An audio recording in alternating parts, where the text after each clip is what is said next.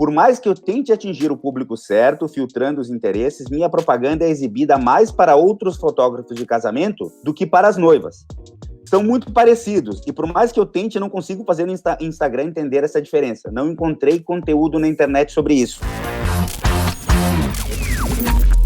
Vamos tentar refazer a pergunta para te entender aqui, então, Augusto. O problema aqui é que ele está tendo um problema com o Instagram, porque quando ele vai tentar encontrar o público certo, no caso dele aqui, noivas, ele acaba atingindo só fotógrafos de casamento. Por que isso está acontecendo? Por que ele não está conseguindo atingir o público certo dele com a rede social? Essa questão de fazer o público de interesses de uma forma que funcione melhor, ela tem várias possibilidades aí, né? Tem várias coisas que podem estar... Uma coisa que a gente pode começar falando, né? Vai. Durante a pergunta dele, ele disse que só está atingindo fotógrafos de casamento. Baseado em que dado tu pode dizer para nós que só está atingindo?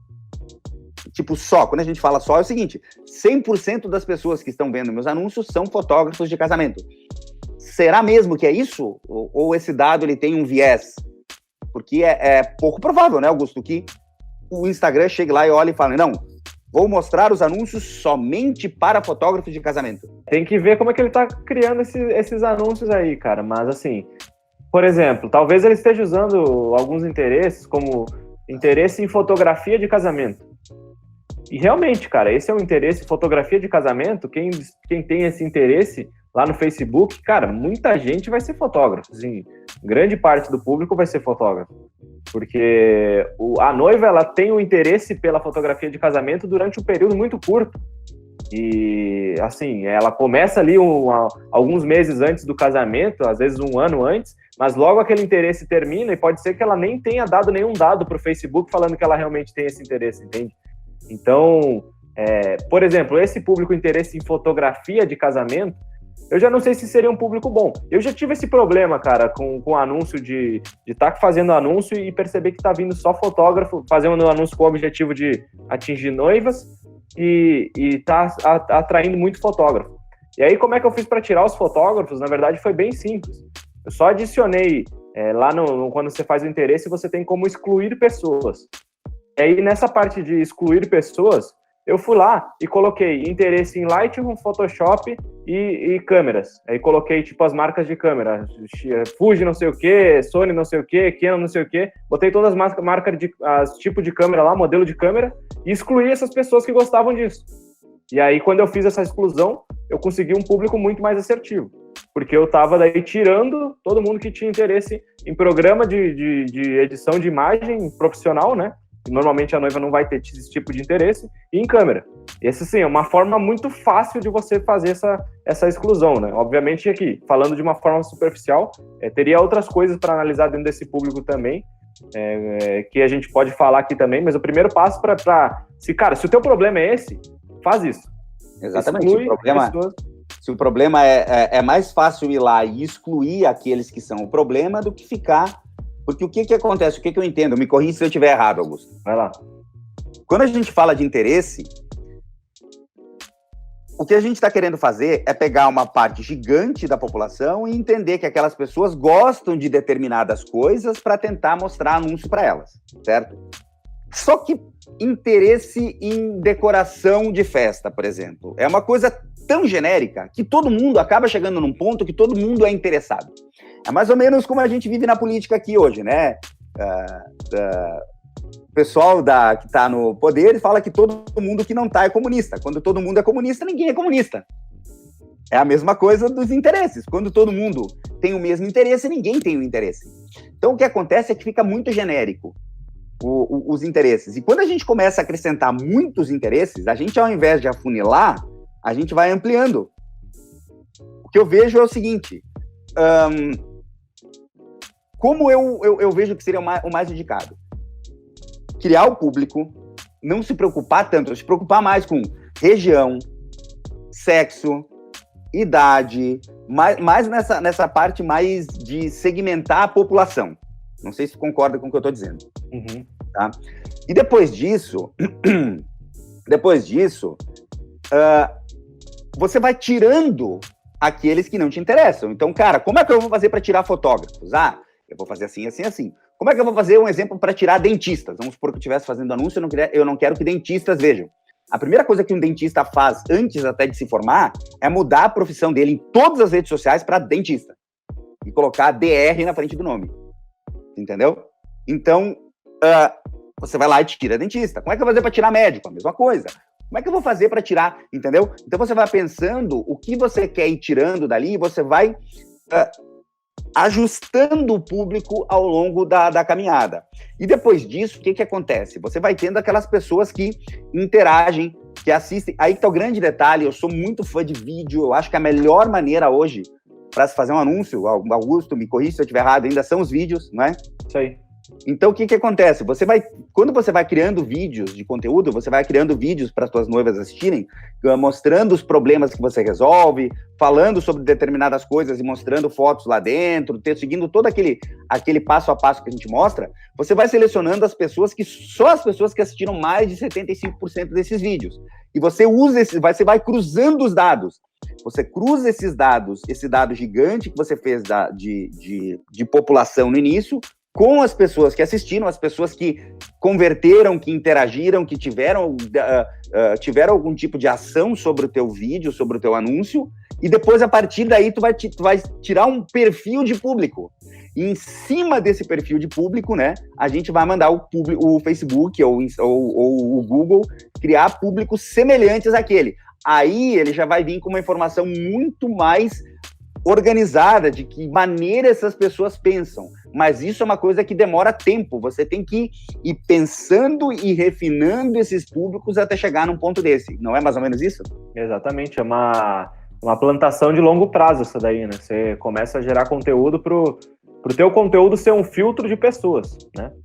Então, você começa a falar de como escolher o vestido do seu casamento, como um álbum de casamento é importante.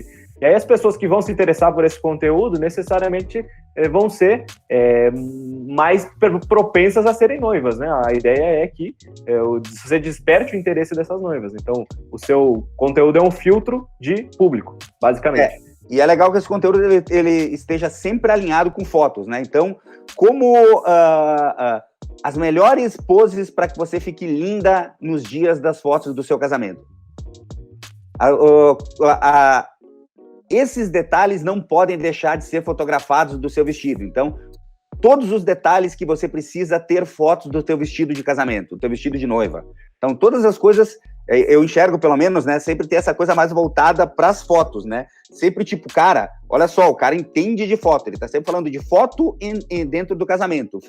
As melhores fotos que você pode fazer com as suas madrinhas. Essas 10 fotos não podem faltar no seu casamento.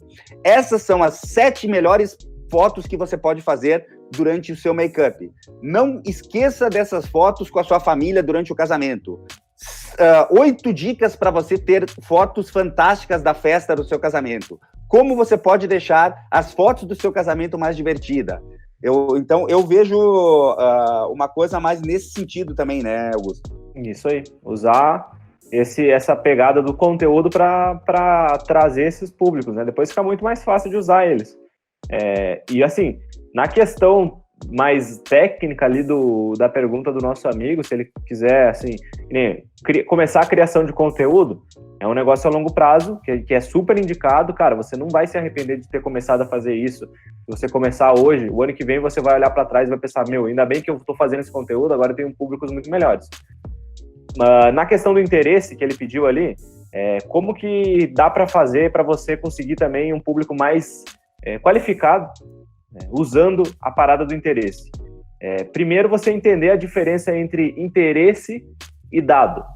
Lá dentro do Facebook, ele tem alguns dados, né? Ele tem algumas coisas que é fato para as pessoas que estão lá, como, por exemplo, ele sabe que celular que a pessoa tem, ele sabe o quanto que aquela pessoa viaja, ele sabe qual é o status de relacionamento que a pessoa colocou lá dentro para ele.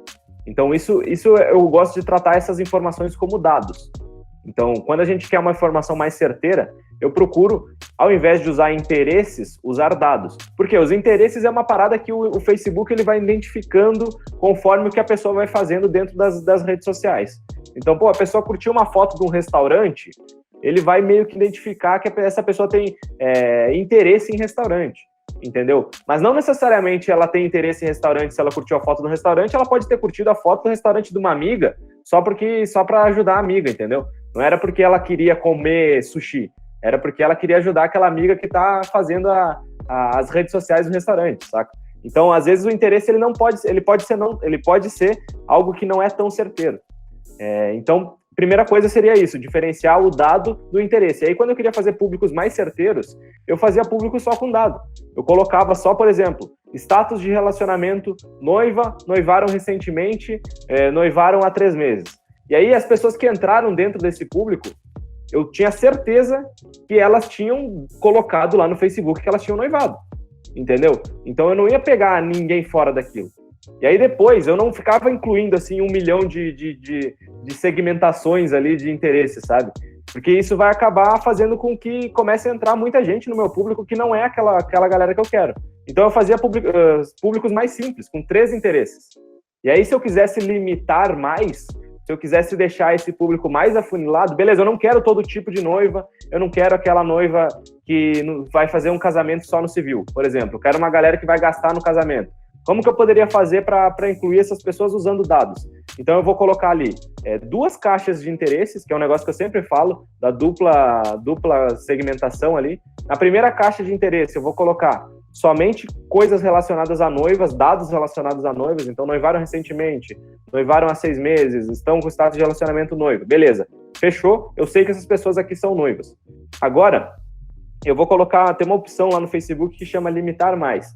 Vou clicar nessa opção, limitar mais, e vou colocar nessa opção só dados relacionados a eu saber que essa pessoa ela tem um pouco mais de grana. Aí eu vou colocar ali, que ela tem um iPhone, que ela tem um S10, que ela que ela viaja internacionalmente com frequência, que é outra segmentação que dá para usar.